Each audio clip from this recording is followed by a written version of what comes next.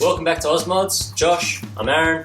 Today I'm putting in neons in the foot arches of my car because they're awesome. Josh loves neons. I hate neons. I don't see the point of needing to see your feet while you're driving. Well, that's because you drive an auto, and plus we're wiring these up so they only come on when the door's open. Okay. So that's why we've got a relay, which we're going to use to plumb all the power in, plus a signal wire from our fuse on our interior light. So let's get into it. You're going to need some wire, you need multimeter, screwdrivers, obviously your relay, your fuse, if you can see that. So that's the camera. This is for jumping off your power on the fuse so we don't have to actually pull anything apart. And that's it. Plus, we're doing a little bit of fancy wiring, so we've got block connectors to replace old ones. But let's get into it.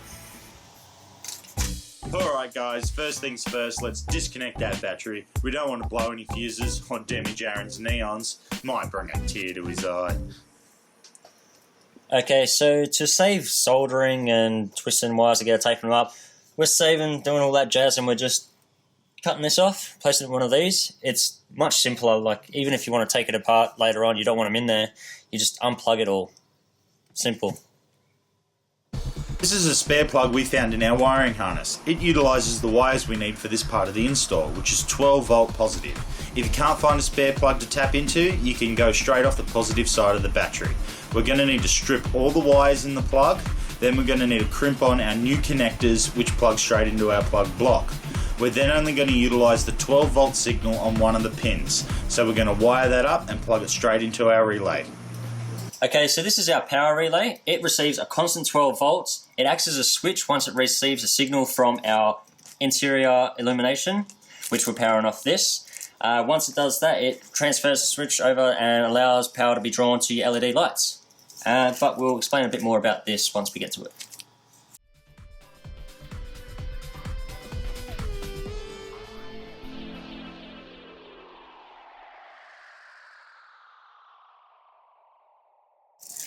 When you're mounting your neon LED lights up under the foot dash, they give you quite a couple of options to mount them. It's going to vary from car to car.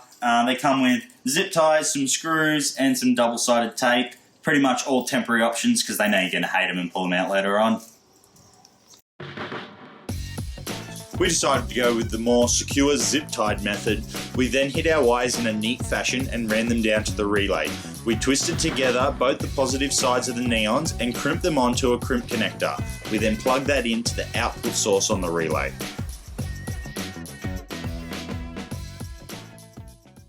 So now we're running the signal wire which activates the switch in the relay.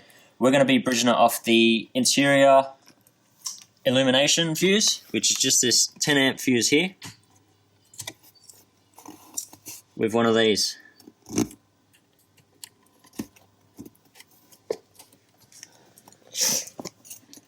That's it. This ain't even my ruler, it's Duff's.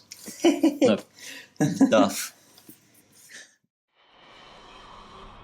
Now we're running a wire under the dash to the signal side of the relay, where I'm crimping on a new connector and plugging it in, whilst Aaron crimps on a new connector on his side to plug into the bridge of the fuse.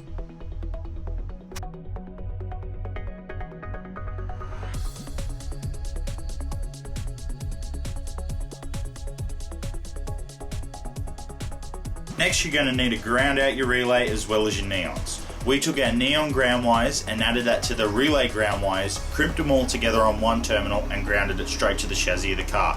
We then added a red terminal on the other end of the wire and plugged it into the relay.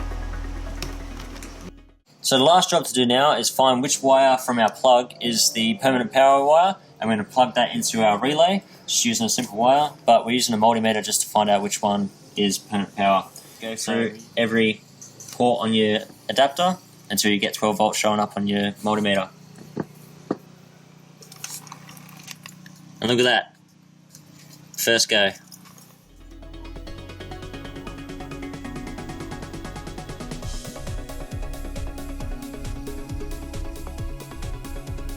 All that's left to do now is reconnect the battery. So we plugged everything in, we reconnected the battery, the lights lit up, we closed the doors, locked the car, and they stayed lit up. That's because Instead of wiring the relay ground into the chassis, we should have wired it into the BCM ground wire, which that is what controls the delay in the lights. Whilst Aaron's looking for that wire, I might as well take the battery off. Again. Oh, I've got one of those screws too that just turns and doesn't come out. Nice. So it's like, yep, it's fucked.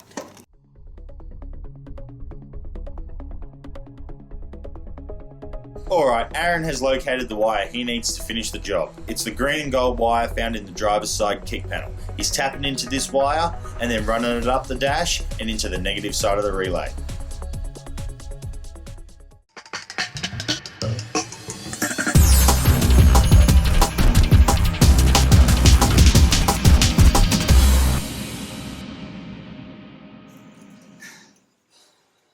Dude, it's almost 9 o'clock. We've been doing this since 12. What do you got to say for yourself, man? At least it's done and it looks awesome. I love them. Everyone loves neons. No, not everybody loves neons, dude. It was not worth 9 hours. I guarantee you put them in your car. I bet you he puts them in his car. No way. No. Not putting them in my car, definitely not.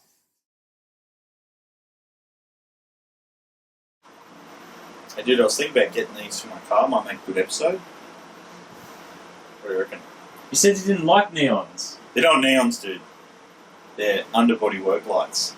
So if you're like, Whatever. you break down, man, you need to look under there, fix something, you just turn them on and you can see everything, man. I reckon they'd be pretty handy. And look, they're only like $40.